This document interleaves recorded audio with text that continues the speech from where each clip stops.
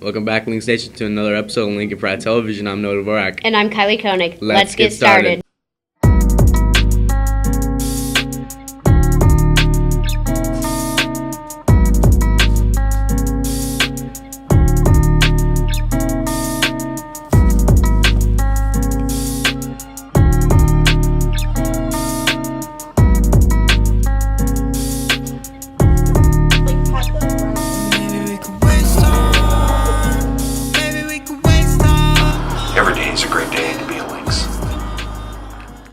The elite cheerleading team recently competed in nationals down in Dallas, Texas, showing the pride and hard work they put into competing for AL by earning second place. Star and Jenny have the story.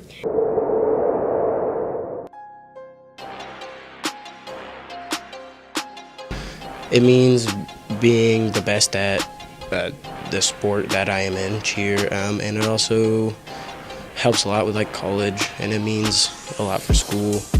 It means a lot. I mean, shows what we overcome and like the adversity we went through to get to where we got.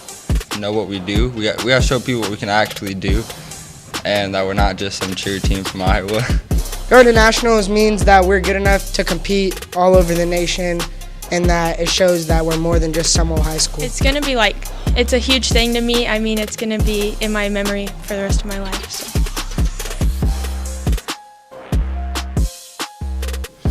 So it was a little bit more like an intimidation factor because more people, but it felt pretty nice to see all those people like supporting. It was definitely a blast. Just going around, hanging out with my friends, and bonding with everyone was fun. The experience at Dallas is pretty cool. I would definitely recommend Dallas to anybody. Fun place, nice, a lot of nice people. Right back at it, get into practice. We're ready to take first next year. We plan to compete next year. We're going back for first next year too. A natty. We're coming back next year with the dub. Lots of practices, even when they weren't scheduled, just grind. We practice like 3 to 4 times a week, every day, put in hard work. Grinded hard for a good 8.5, 9 months. I was definitely nervous the first day. I think the whole team was. I think we just sat down as a team the night after we first competed and just had a talk and grinded all the nerves out.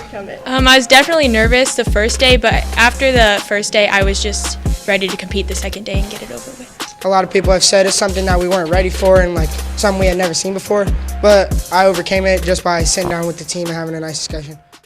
That's crazy. All of us here are proud of you. But with all the good here in the community, there is sadly a lot of trash constantly being dumped into the oceans. Claire Plummer has gathered information about how pollution has been affecting the wildlife in the oceans over the last few years and what you can do to help. There is a garbage truck of plastic entering the ocean every minute of every hour of every day. We are experiencing the fastest rate of extinction ever, and plastic is in the food chain. We're trending to produce over 300 million ton of plastic this year. Even if the Ocean Cleanup Project, beach plastic recycling programs, or any well-meaning ocean plastic company was 100% successful, it would still be too little, too late.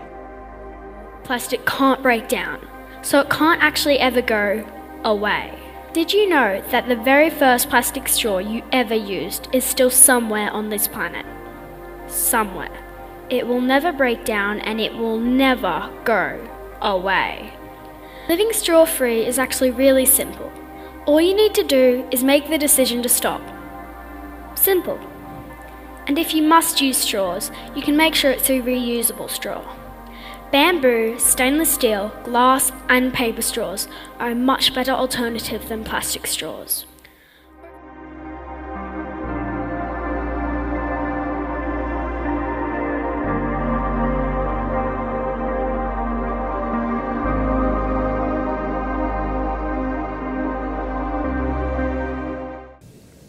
We hope you can take action to help make a change. Back here in Council Bluffs, a big change is coming for Chanticleer, as they are partnering with the Potawatomi Arts Culture and Entertainment Organization to construct a new community arts center.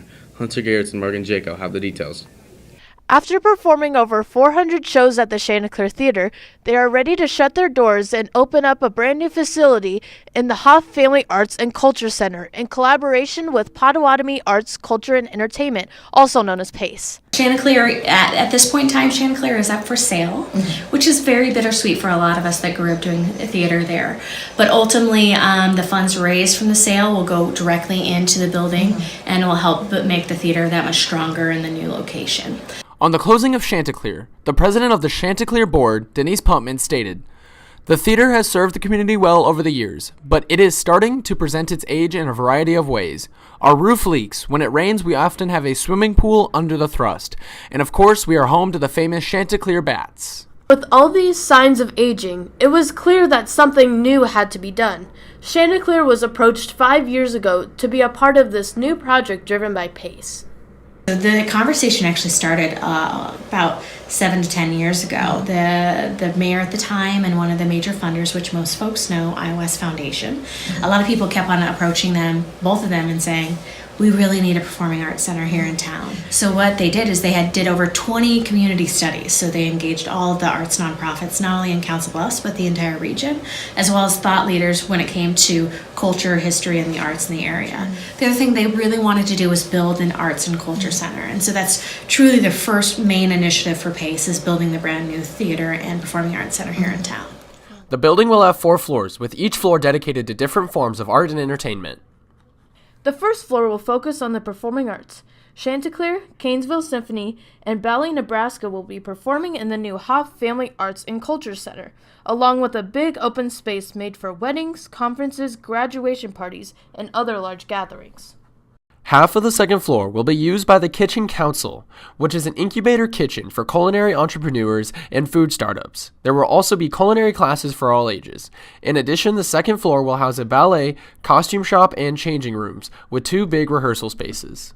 The third floor will hold educational classes for both kids and adults. There will also be an internet cafe, 5 art studios, and a pottery and glass studio. Multiple summer camps will be offered, including music, sewing, art, and theater.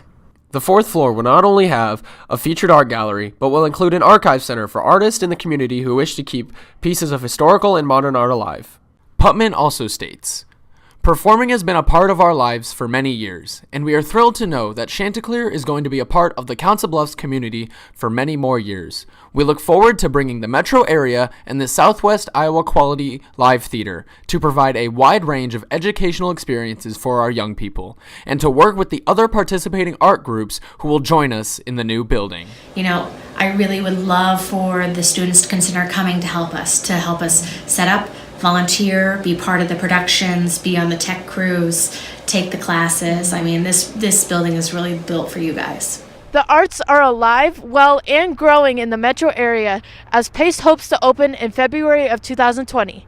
With help from Hunter Garretts, this has been Morgan Jaco reporting for LPTV. Here's to many more memorable performances indeed. Yes, and in fact, music is also one of my favorite types of art. It's also one of my favorite types of art. Hey Noah, do you prefer to stream your music through Spotify or Apple Music? I prefer Apple Music. I might just have to agree with you, but let's see if the students and staff agree. Jenny and Star have the answer to that very question.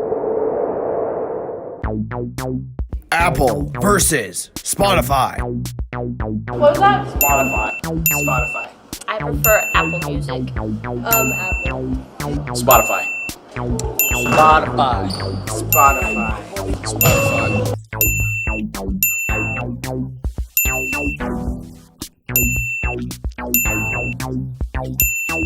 Spotify for the win.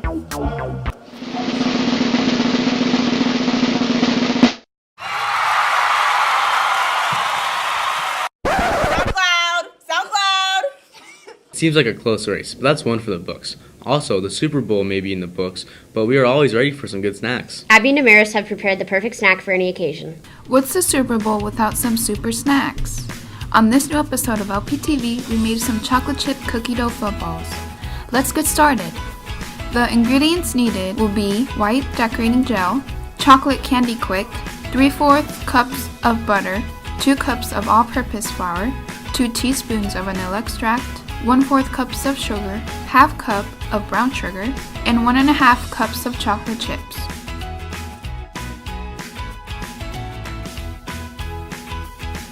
Start off by creaming the butter and sugar together until light and fluffy.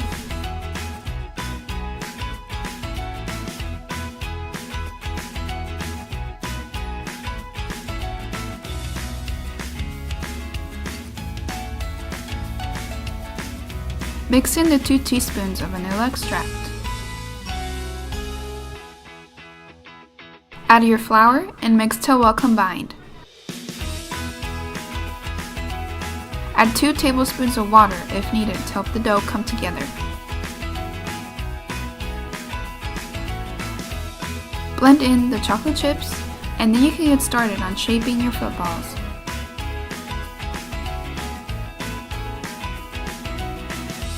Place them on a cooking sheet and refrigerate them till firm.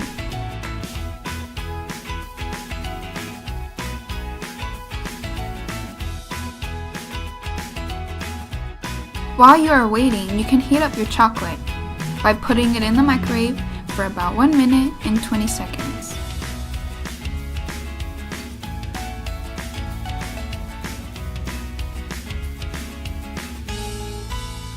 When ready, dip the cookie dough in the chocolate and tap, tap, tap until you remove all the excess chocolate.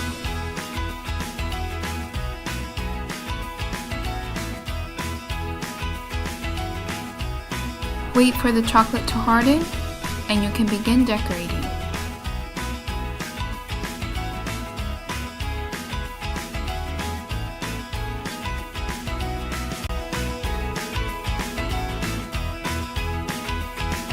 There you have it, the perfect super snack for the Super Bowl. This has been Damaris Ramos and Abby Gray reporting for LPTV. Lately, gamers have been rallying around the new Rockstar game, Red Dead Redemption 2, and it's certainly a game I enjoy myself. Kylie, have you played it yet? Of course I have, but there's still so much I have to learn about it. Lucky for you, Brandon, Seth, and Gabe are here to tell us all about it. Red Dead Redemption 2 has only recently come out and it's a huge hit. It made $725 million on the weekend of release, as well as getting perfect reviews and scores from critics all around. He plays Arthur Morgan, an outlaw part of the Vandalin gang who's trying to survive and provide for his fellow outlaws as civilization starts to spread all across the Wild West. It weaves a tale about the struggle of being an outlaw forced to survive in an ever-changing world where technology is advancing and the law is cracking down on crime. This game won Critics' Choice Award at the 2018 Golden Joystick Awards, as well as Best Narrative and Best Score of Music at the 2018 Game Awards. In my opinion, this is the best game that came out of 2018. The graphics are stunning, the soundtrack is amazing, and the gameplay is even better. The attention to detail inside the game is amazing. There's so many small interactions that you can do, from fishing to petting dogs to playing dominoes and even hunting. There's so much you can do if you need a break from the main story. Overall, I give this game a 9.5 out of 10. I agree with a lot of what Gabe said, but I don't think that this is the best game of 2018, although it is definitely up there. One of my favorite things to do in this game is hunt legendary animals. There are animals like bison, bears, alligators, deer, and a plethora of other animals. When you hunt these legendary creatures, you can harvest their pelts and craft it into unique clothing, such as a white buffalo coat or a bear hat. You can also harvest some parts such as teeth, antlers, or other parts to create talismans that grant the player bonuses. I also give this game a 9.5 out of 10. This is a great game, and even though it still has its flaws, it's still new and the developers are hard at work polishing the game. With the help of Brandon Christensen and Seth Frush, I'm Gabe McElroy, reporting for LPTV. Thank you, boys. I'm sure we have captivated some of our students interested in playing it here at AL. Psst, seniors. Hey, seniors! Now's your chance to get your own senior ad in the Crimson and Blue Yearbook. A variety of ad prizes are available, starting at $35. You can pick up an ad form in the journalism room or contact Mr. Appel with any questions. That's all we have for this episode. From all the staff here at LPTV, Thanks for watching.